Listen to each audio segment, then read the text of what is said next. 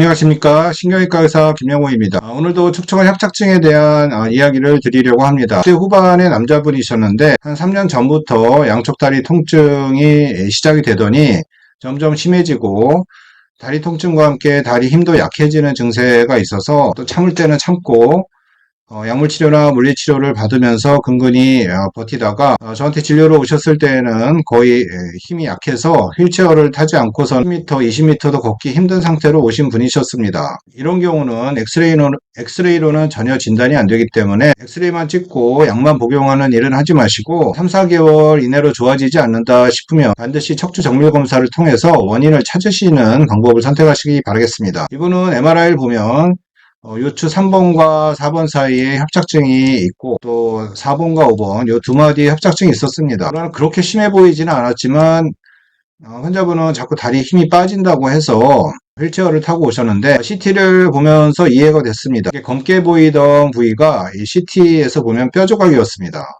MRI에서는 뼈 조각도 검게 보이기 때문에 황색인대하고 구분이 잘 안 됩니다. 황색인대가 두꺼워진 것과 또 뼈가 자라서 신경을 누르는 병변이 구분이 안 됩니다. 반드시 CT를 찍어서 MRI와 CT를 비교를 해보는 것이 필요합니다. 주된 병변은 요추 3, 4번 사이에 이렇게 뼈가 자라나 척추신경을 꽉 누르고 있는 상태였고 뼈가 이렇게 자라나서 척추신경을 누르게 되면 일어나게 되면 이 부위의 공간은 더 좁아지게 됩니다. 그렇기 때문에 척추신경이 더 눌리고 일어나서 걸으려고 하면 척추신경이 더 눌리기 때문에 그래서 힘이 빠지고 아팠던 것입니다. 이분이 처음 한 3년 전에 증세가 시작됐을 때에는 아마 통증이 주된 증세였을 것입니다. 그렇지만 통증은 일종의 알람 신호와 같기 때문에 6개월에서 1년 정도 지나면 통증을 느끼는 감각이 무뎌지게 됩니다. 그러면 그 다음부터는 근육마비로 서서히 진행을 하게 됩니다. 왜냐하면 척추신경은 감각신경과 운동신경 두 가지 기능이 있고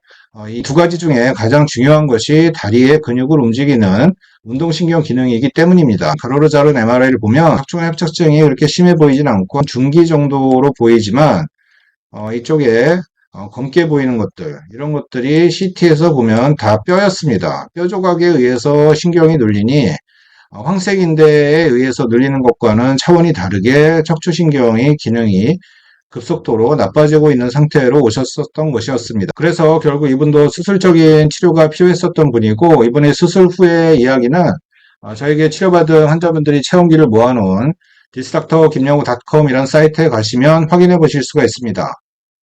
척추관 협착증의 증세는 매우 다양하고 또 실제 MRI에서 보이는 소견 또 CT에서 보이는 소견과 환자가 호소하는 증세가 안 맞을 때가 있고 정확하게 일치하지 않는 경우가 있습니다. 그렇지만 환자는 증세에 대해서는 정확하게 그 누구보다도 잘 알기 때문에 증세에 맞춰서 MRI와 CT를 비교하면서 정확한 진단을 내리는 것이 참 중요하다고 생각합니다.